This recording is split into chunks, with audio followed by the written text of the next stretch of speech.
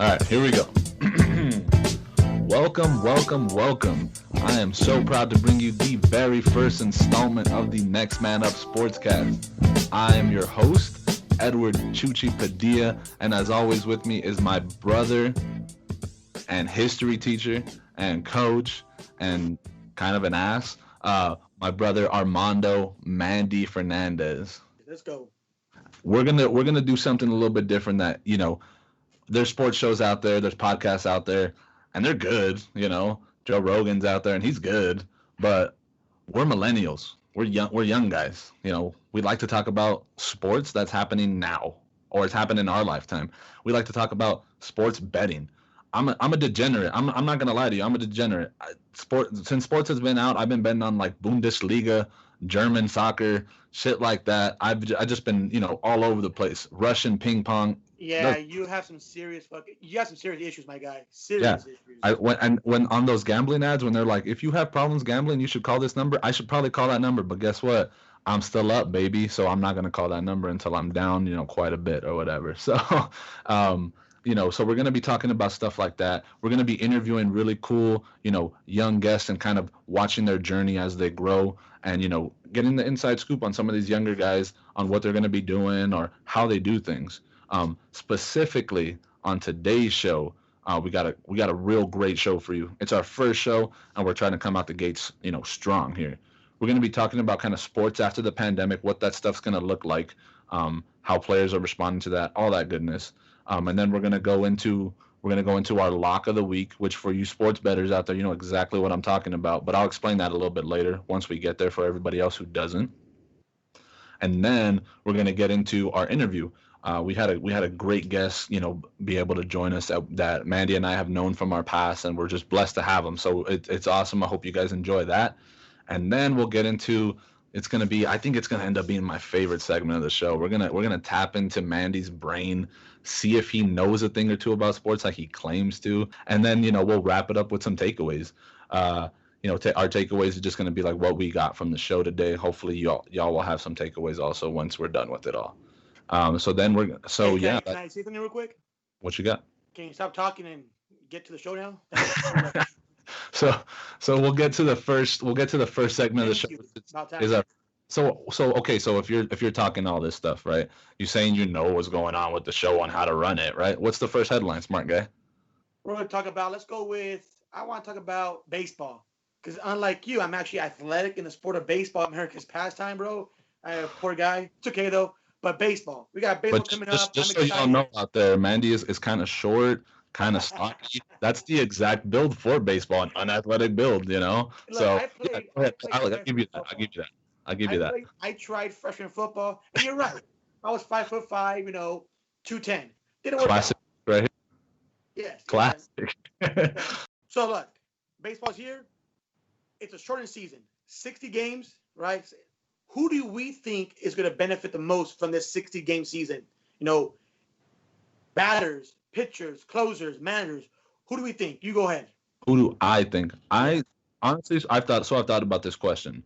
And typically common knowledge might tell you pitchers, they have, they're going to be rested, things like that. But what people aren't thinking about, and what I don't think a lot of people are thinking about right out the gate, is that pitchers they're gonna jump right into a season that's only 60 games. You have a bad start, it's gonna be rough for them. They don't have these advanced scouting reports and analytics that we see so much in the game now available and ready for them. So I think the batters actually are gonna be the ones who have the advantage. So with that being said, I'm gonna talk about there's some teams that I was thinking that have just like some good offensive firepower that you wouldn't think would be in a playoff scenario or maybe hunting for the playoffs. I look at teams like the Rockies, who just have bats all across that lineup, 1 through 9. They got bats. Coors Field, right? That low altitude, the ball launches farther. Then I look at teams like the Angels, who just added Rendon. Right. I know they just added Rendon, but they got Mike Trout. They got some like Cole Calhoun and a bunch of other guys who can hit the ball. Shohei Ohtani. So they don't have to be, as good throughout the whole season. They just got to get off to a good start. And teams with bats are going to be able to do that, in my opinion. Plus, one thing you got to consider, and I know you're going to tell me that pitchers are going to have the advantage. I get it. I know you are. But remember last year, What happened last year in the MLB that hadn't happened before? You're not gonna know. There was the most home runs hit ever. Why? Because Oh, they you know what? changed the baseball You're and they right. boost that You know baseball, what? right? You're right. But who won the World Series? The Nationals. So name one person besides Rendon for the Nationals, the big hitter. Juan Soto. Who? Soto. Oh my God. Anyway, what I'm trying to say is this: the national, you talking this big game about long sticks, ball goes far. Oh, big Yankees. Oh no, pitching wins games. Pitching. Look at the Nationals. Bunch of no. They got rid of Bryce Harper, the best player in the major leagues. They got rid of him. You're a diva. Get out of here. And they built a team around their pitching staff. And guess what? They knocked off the Dodgers. They went to the World Series and they won the whole thing. It's all about pitching. You don't need analytics and scouting reports who a guy throws 98 miles per hour fastball and a batter who hasn't faced live pitching I don't know how long. Pitchers are going to have such a great success. I guarantee you he scores 3-1, 4-2. You can see a bunch of no-hitters this season. You're not wrong, but okay. that favored them last year, which was a full formatted season. 162 games, they got to the playoffs and they made a run. This is what I'm trying to say. This season, I'll give you that. Give me the Nationals were the worst team in the major leagues before the All-Star break. They're terrible. The worst teams. If that's the case, they wouldn't even make the playoffs in this scenario. Oh, I guess. Whatever. That's what I'm trying to say. So that's my point. I still think pitching is gonna be dominant this year. And you're right. You know what? We'll see what happens. But what's gonna be good? You know what's gonna be a good guideline for us? Yankees play the Nationals week 1. We'll see who gets off to a faster start. You know Scherzer's going to start. You know Garrett Cole's going to start for the Yankees. We'll see what wins that game, offense or defense. So hey, and guess who the Yankees won't have? The Cuban Missile, baby. He did just, I mean, he had Rona, but we'll see what happens between now and then. So on the opposite end, another sport that's starting up is going to be basketball, right? Yeah. Basketball starts just a couple more days after the MLB season. You know, there's a lot of talk about the Orlando bubble, but anyway, with that bubble, with you know, condensed practice, you know, guys had a lot of time off. A lot of guys are saying this is going to be the hardest NBA Finals ever fought. Yeah. With that being said, who has the hardest road? Who's going to be hard for them to get there? Well, look, I'm a factual guy, like you mentioned. I'm a history teacher, baby. I love history. History's based on facts. And you're saying the hardest road to the NBA Finals, though I think this team is going to win the entire thing. The hardest road is the Lakers. The Lakers. Okay. Why do I say they have the hardest road? Straight facts. They play the hardest schedule in this Orlando bubble. If you look at the teams they're playing against, they have the highest winning percentage. And guess what? They're playing in the West. With that argument, though, couldn't you say the Clippers had the harder road because they have to beat the Lakers to get there? It's not my fault the Clippers suck. It's not my fault. I'm going with the Lakers. Go ahead. All right. So I'm gonna go a little bit. I'm gonna go on the other side. So I'm gonna go to the Eastern Conference, which it's an easier road. Yeah. You know, for someone like Giannis, someone like the Raptors is probably gonna get there pretty quickly. But that being said, a hard road in the East, I think, is the Philadelphia 76ers. And I know you're basing stuff on facts and all that good stuff, and that's great. But when I watch basketball, I watch it, and I do keep track of some stats. But you can tell how a game's gonna go just by watching. So I think of someone like the 76ers, who have, like you said, Embiid. You mentioned him earlier. You know, you got Ben Simmons, a lot of talent on that roster, and they got to the Eastern Conference Finals last year and were one shot away from making the championship. My God, that was rise of rim in and out. NBA history. Great, one of the great ones. Very. So I think it's hard. It's going to be really difficult for Philly to get back to where they were, or even try to make the finals, because they played terrible away from Philly. And this whole bubble, they're going to be away from Philly, neutral stadium. You know, it might not be hostile, but it's not Philly. And I think with the Sixers not being able to tap into that crowd and get their energy from that crowd, I think a young roster like that is going to struggle in the Orlando bubble and might underperform quite a bit. That's how I. And you're right, because look at Joel Embiid on his Twitter fingers and stuff. He's more worried about his food than working out. Young guys, these young guns. Exactly. With very little veteran leadership on that team, it's going to be tough. Stupid millennials. That's just how we are. Let's move on to the best segment on this show. It's lock of the I week, know where we're for gonna what. make you some money. We're gonna get you a bankroll, all that stuff. So lock of the week, right? So So us betters know, right? That yes, that's what you're locking in. Like this is what I'm betting no matter what. I'm gonna put money on it. I'm gonna put money that I don't have on it because I'm not gonna lose. how I like to say it is, I'm gonna put my mortgage payment for people out there. I'm gonna put my rent for the month. I'm gonna bet my mortgage on this bet. That's how confident you are, right? I'm not responsible if you get evicted. Remember that. Well, you Uh, can't because coronavirus. You can't get evicted. So right. Okay. So there you go. No risk. No risk. no risk. Basically, no risk. So So my lock. So the matchups in the first week. Let me know what you got, and I'm gonna tell you my lock. okay, actually, I know we talked a little earlier, right? Right. You like this Laker Clipper game to be your lock of the week. Now, let me just make this clear to my fans out here. If you have not seen so far, heard so far, this little guy over here, well, he's actually bigger than me, so I can't call him little guy. My little brother, I don't know what happened. He became a Clipper fan. Maybe he fell, and a Raider fan, Clipper, Raider fan, and a Yankee fan. He must have fell off the crib too much, drank too much soda. I don't know what was his issue, man. But anyway, he's a Clipper fan. But his lock of the week is gonna turn some heads. So go ahead, talk to us. So backstory. I'm a Clipper fan because I when I was in summer camp, like 8 years old, I saw the Clippers play because it was cheap, and to watch the Lakers play wasn't. So I got to saw like Elton Brand and Baron Davis, and that was cool. I grew into liking them, and then we got CP3. Cool. I like the Clippers. But in this week, I don't like the Clippers. Oh, Week one, Week one, I'm gonna take the Lakers minus 1.5. So you should be. I mean, it should be about minus 110. So you could put a good amount on there, and you're gonna get a pretty nice return. okay. I just like LeBron's. I like the story, right? So it's like a narrative to me when I'm placing bets. I'm like, what's a better ending to the story? What's a better beginning? And to me, LeBron's gonna start out hot, beat the Clippers, and really show the West who's in control. And the Lakers have been in control all year. The matchup with the Clippers has kind of gone back and forth, but the Lakers have been trending upwards in that matchup, beating them. I think the last two times. And I You just say think that trending upwards, but man, I'm a Laker fan. uh, Avery Bradley was a reason why the Lakers won that last game as the I Clippers. agree. He dropped 34. He was just on. Yeah. But and LeBron's rested. LeBron is rested. AD came out and said because we're rested, we're the favorite, and I think he's right. LeBron. I mean, you can't replace Avery Bradley with J.R. Smith. It's not the same thing. But LeBron has such good chemistry with JR that he shouldn't miss any beats. And then you got a defensive lock in Danny Green who just that's what he does. He locks people up just like Avery Bradley did. You know what the biggest help the Lakers got this bubble thing What was was? JaVale McGee decided to play. Oh yeah. Oh, Oh, sorry, not JaVale McGee. I'm sorry, Dwight Howard. Dwight Howard. Yeah. No, I think both of those guys are big for the Lakers in ways that That people don't understand. allows AD to play the fourth spot the entire game because JaVale McGee and Howard will now switch off at the five.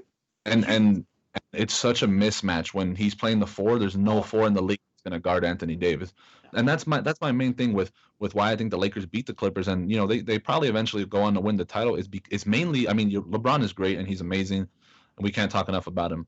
But AD is such a mismatch, no matter who he's playing against, man. and that's my guy. And as a so take the Lakers minus 1.5. That's my lock of the week. We'll keep track and we'll see how well I do. But that's my lock. And as a bonus, let me give you guys a Bonus bonus. time.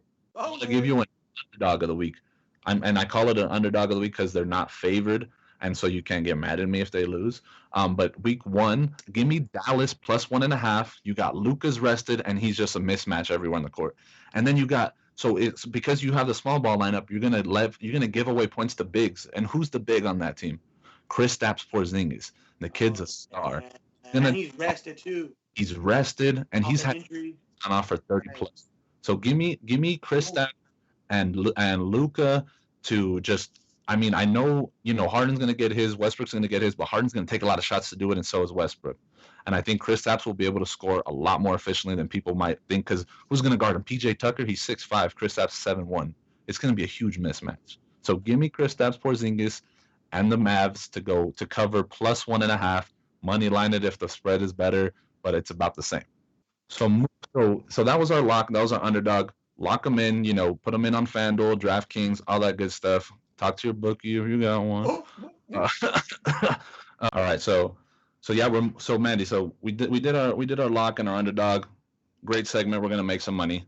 But we're moving on to our guest speaker, Wait, man. speaking of money, right? Speaking of money, and you just said our guest speaker, this kid, when I was coaching him in middle school, you know what his nickname was? Team Money, baby. Team Money. So there you have it. We're bringing on Team Money. He goes by a lot of names, right? He goes by Team Money. He goes by TD. He goes by Mr. March, Yep. and he also goes by Mr. I was a second round pick for the Atlanta Hawks. Bringing on Tyler Dorsey. Tyler has done a lot in his career. He's a young guy, 3 years professional, but he's played for the Hawks. He's played for the Grizzlies. And now he plays for Maccabi Tel Aviv, one of the best EuroLeague teams in Israel. And I'm telling you guys, this kid is one of the coolest kids I've ever met. As far as like, you wouldn't even know he's a professional, humble guy. And I'm so excited to have him on. And he's gonna be our first Next Man Up on the Next Man Up Sportscast. So we're bringing on Tyler Dorsey. Let's go.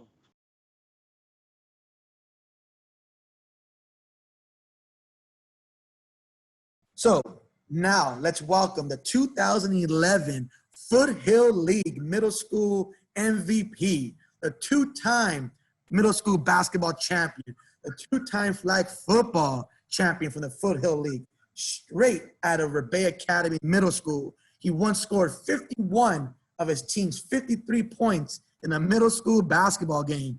Let's give it up for my guy, Tyler T.D. Dorsey.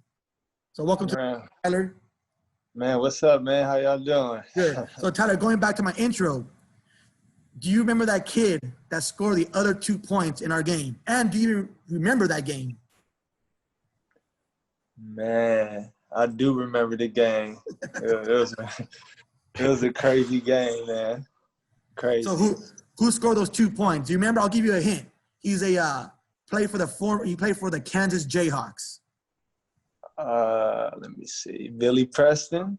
Billy Preston, the legend, Billy Preston. That's right. He was a sixth grader when you were in eighth grade. You scored 51, and he scored the 2 points. Yeah, man. Remember those times. Now, yeah. I'm a history teacher over here, a history buff. Man, have you visited any of those sites over there in Israel? It's a holy land, right? Muslim. Yeah. That's why I felt blessed to even just walk around here, see these things. I went to the Jerusalem Wall, the Dead Sea. Yeah. I went to all the good stuff, and it was definitely great to see, and also to bring my family out here for them to see that as well. Because nice. My mom was born in Jerusalem. Oh, that's cool, man. Yeah, she got to come back. So that's right. She's Lebanese, right? Yes. I do have some. I don't know if Israeli, but definitely on the side out here. My family. I feel it. So real quick, Tyler. So now, we talked about your professional career.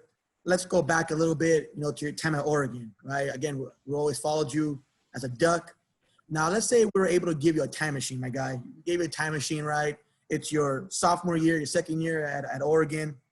You're in the NCAA tournament, Pac-12 tournament, and you went off. You went off that Pac-12 tournament, the NCAA tournament. Sure, you got the name Mr. March, right? Mr. March, Tyler Dorsey. That being said, you have the opportunity, right, in the time machine. Looking at what you're at right now, would you have stayed a third year in college, or you're good, you're happy where you're at, man, and you're excited to be in Israel? Talk to me about that. I thought about that before you even asked this question, but I think I'm happy on the decision I make. So, because you never know from year to year what's going to happen. So injuries, you can't control saying your injuries or anything like that. You can't say, oh, you come back and have it. Nothing's guaranteed, and I felt like I was ready.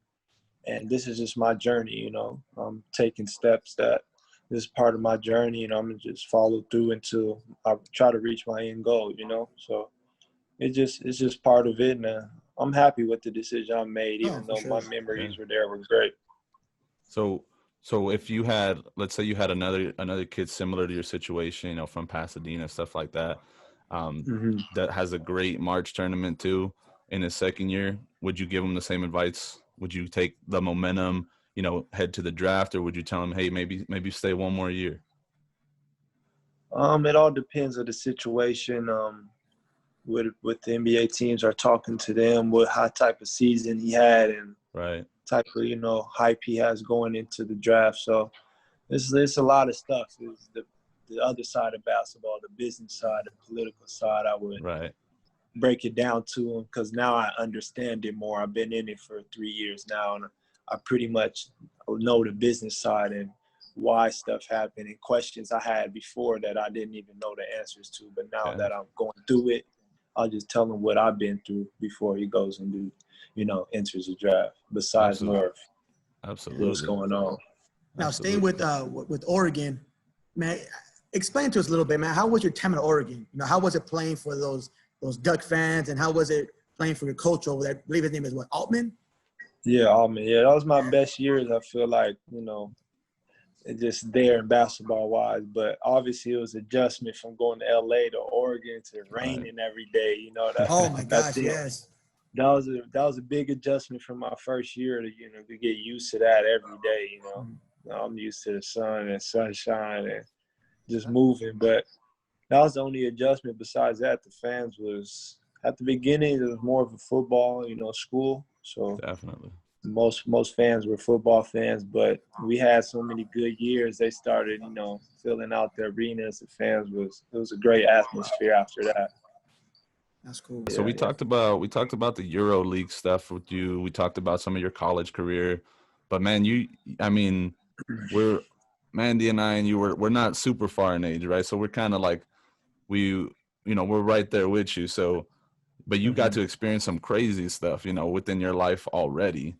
You got to experience, you stepped on an NBA court, man. You played against pros. So myself, and I know like our listeners are going to want to know, like, who was the guy when you stepped on the field, when you stepped on the court for your first full season and you're warming up, getting ready for the game, and you look over to the other side of the court, who was the guy that you were like, oh snap, I'm playing against blank?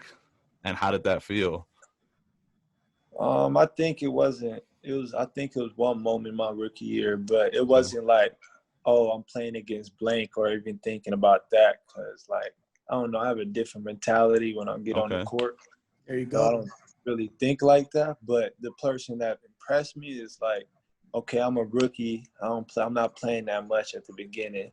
And when I played against Bron, like, he knew everybody on the court that was stepping on the court, He really studies the game. Yeah. And, like, knows every player. It don't matter if he don't play at the end of the bench. He going to know what you do and what you do best. And that just surprised me the most, honestly, I would say. Yeah, like he knew you, essentially. Like, not knew you, but like, he knew you. Yeah, you know what I'm saying? Like, you study, like, he studies every player on that scouting report probably, or watches a lot of film, honestly, Yeah. To know these things. Staying with the whole NBA experience, I saw on your roster at Tel Aviv, you have a Amari Stoudemire in your team, right? Yeah, man. That's crazy. How's that him being your teammate and stuff? Yeah, he's been in the game so long, it's just, knowledge you can get, if you need questions or anything like that. But that just shows the dude that loves the game. He's been playing all, everywhere and still playing at this age. Shit, I don't know if I'm playing at this age. Well, see, now I got to ask you something about him. Does he still have, I'll be nice, that funky shot? Nah, the shot looked good. It's not bad. Good? Okay. All right. It's not bad at all. It looked good. He's still trying to dunk everything. That's what Playing for the Maccabees, are you considered an international, or are you like a European? No, I'm considered an American player. Oh, you really?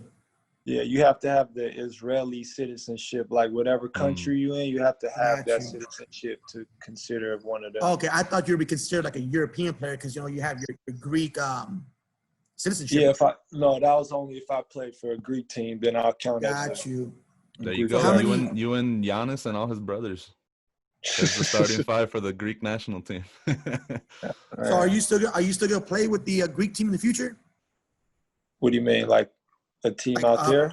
Yeah, the Olympics and FIBA and all that stuff. Oh, I mean, yeah. If the Olympics go through and everything with this Corona stuff, yeah, I'm definitely gonna go to that. Like, who doesn't want to experience the Olympics? Yeah. You know? That'd be awesome. That'd be awesome. So Yeah, definitely. do you and Giannis get along together? Have you guys played together or what? I mean, we played one summer, like small couple games. It wasn't a lot, you know, it was a small period of time. Just like some playing games, but besides that, you know, I talk to him here and there, and you know, I follow him, you know, over here trying to follow the NBA games and all that. But Right. yeah, a little bit in the beginning. So this is my last question for you, Tyler, man. Again, you know, I want to see you back in the NBA. I'm pretty sure I know you're happy in Israel, you're happy over there, but I'm pretty sure it's every player's dream to come back to the NBA. Do you see yourself coming back? And if you do, how long do you think it'll take? Whenever, you know, obviously, yeah, I want to come back, and it depends, you know, it depends on the situation, depends on what the offer is, with the situation of the team, of being the right fit and all that, you know, a lot of stuff plays in, but if the opportunity comes, definitely I want to be back. That's cool, man. So I appreciate, you know, you answering a question and stuff like that. And I guess the last little segment we want to do with you is, you know, you're the type of guy, Tyler, man. In middle school, high school, you probably didn't expect you to be this kind of a big figure that you are and stuff like that. But I know from my opinion and talking to other people, you know, they still talk about playing against you in middle school. Referees who I will get to referee your game. So say, hey, I refereed Tyler Dorsey's basketball game. So you know, you're a little bit of a legend out here, you know, especially in the little Northeast LA community. But we all have memories of you. Right? You might not remember them, but we do.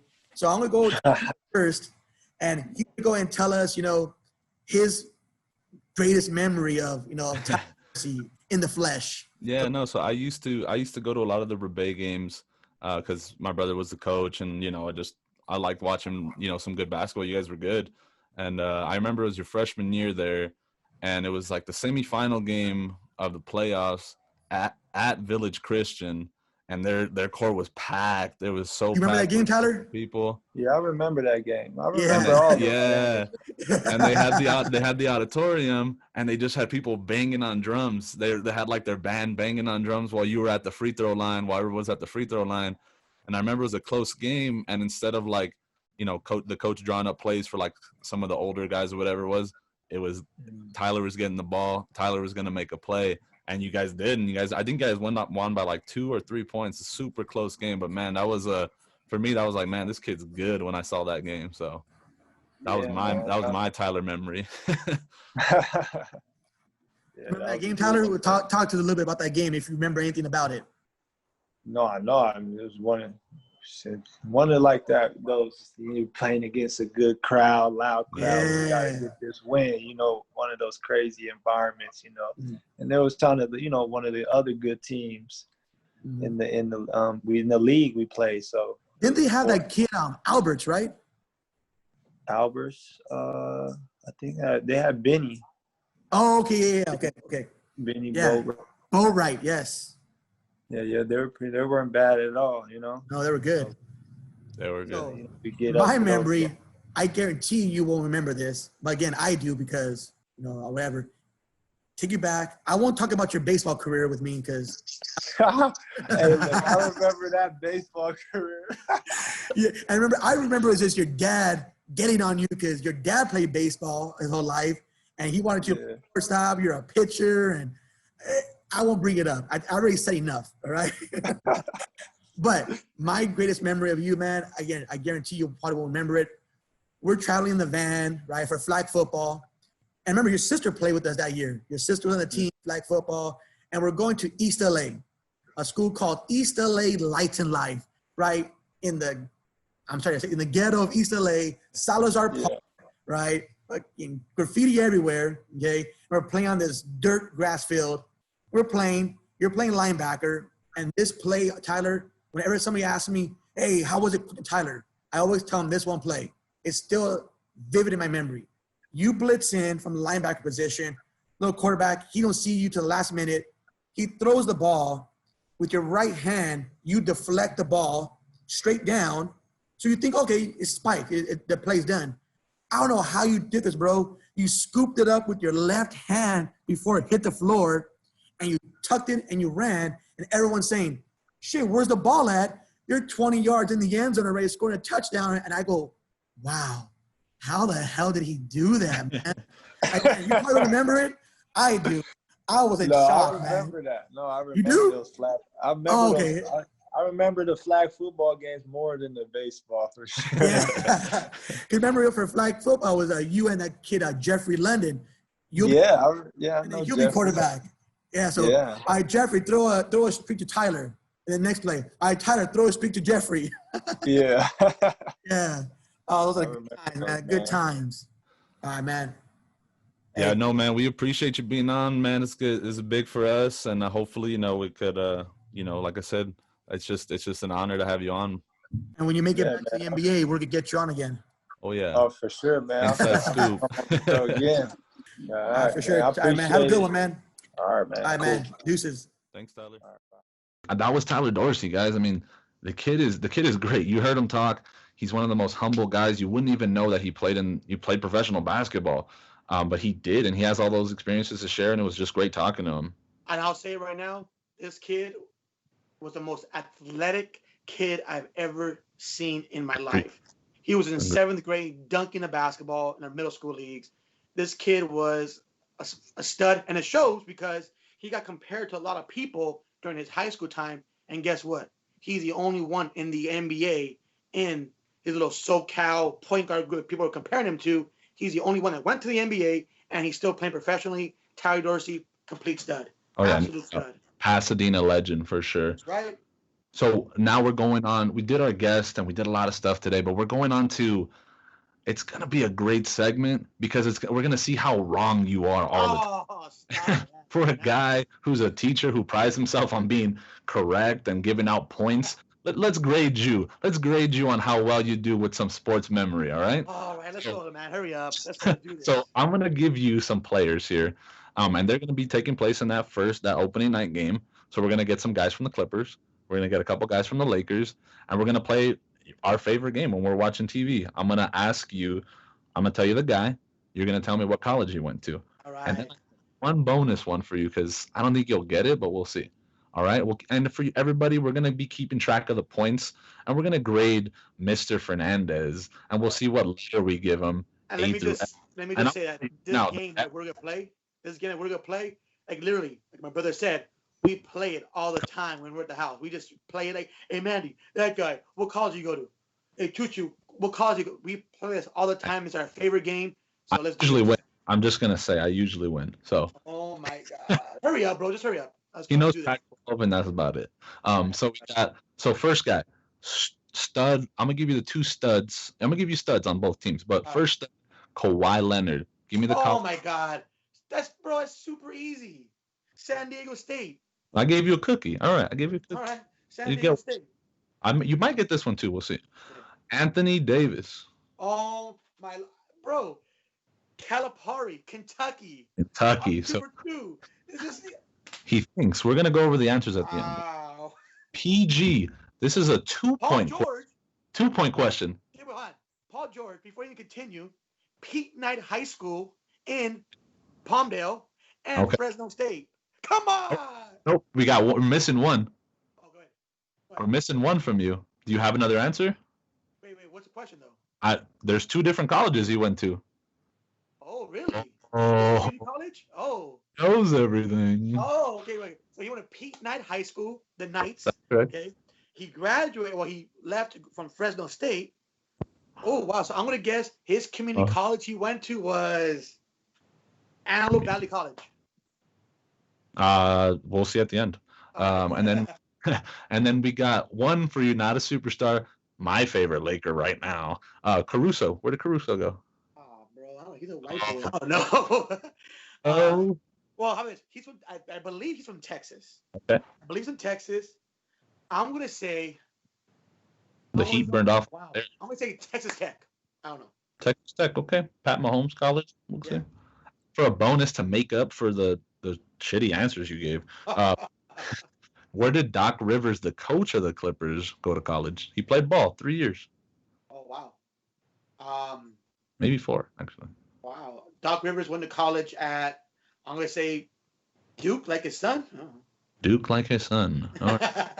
Oh, wrong on a couple of these. So you got the first 2 right, and I give you 1 for PG because you did get Fresno, where he did go. I got high school right too. That is high school, but nobody asked for that. You're not listening. Come on, you're a teacher. You didn't read the directions. So what community college you go to? Go to community college. I went to a private college, Pepperdine.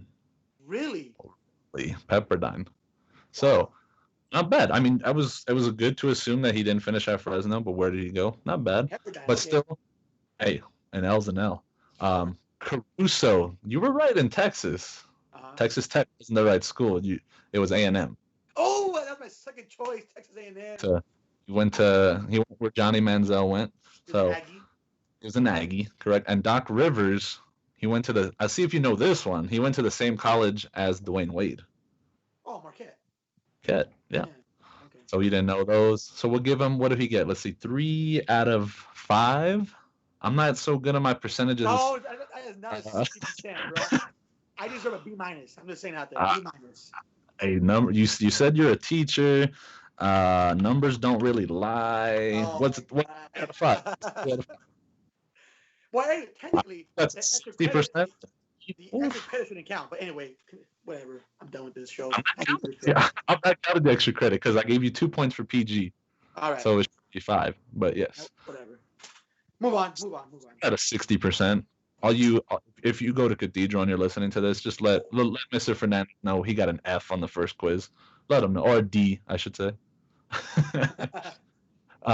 So yeah, that was gonna be, again, that's gonna be my favorite segment because you're gonna be really wrong and you're gonna be at about 60%. I think is the mark right now. And if you get any higher than that, I'll be surprised. I'm not gonna lie. But again, you guys saw we're gonna do some. So the trivia is kind of based more on modern stuff. We don't really care about the 50s. We don't really care about the 60s. I mean, we care, like it matters, but I don't care to ask them about Wilt Chamberlain. He's great, but I don't really care. No. Exactly. We're trying to talk about stuff from now. But yeah, Mandy, I mean, we're almost near the end of the show, and thank God. So tell me what's the one takeaway you had from today? The one takeaway is it's simple. Look, you moved to Colorado about 2 years ago, right? Almost 3 now. Oh wow. You always used to be in my house. We grew up together, right? Same house. You come over, visit my kids, right? Watch TV together. And like I said, we would always play these games, watching football, basketball games. Hey, what college you go to? What college? And always argue about sports and all that stuff. I miss that. So the greatest takeaway is getting back on Skype, on Zoom, whatever we are, and just talking to you, right? Little tear, my little brother. But yeah, that's my biggest takeaway. Man, I gotta agree. That's gonna be something that's really special for me. Because we're guys and we don't communicate the best, whatever. But being able to do this kind of stuff is cool. And more than just I'm talking to you more than I just like, hey Mandy, throw this parlay in for me for 5 teams on the NFL. so we're doing a little bit more than that. And then honestly, man, it's so cool to be able to talk to the guests that we have. Tyler Dorsey, what a guy. And then he's an NBA guy, like he gave us that story. He talked about LeBron. I just talked to him. I talked to the guy who talked about LeBron and got guarded by him. Like, that's so cool to me. So I'm looking forward to doing that. And that's my biggest takeaway is just the show as a whole. It's really a dream come true.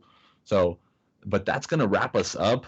One thing you guys can do to support the show is definitely listening. We're going to be available wherever podcasts are available.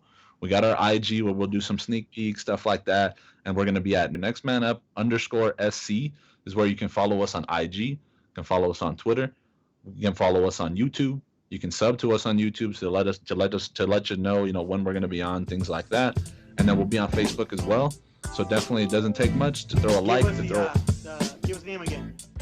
We got at the Instagram at NextManUp _SC.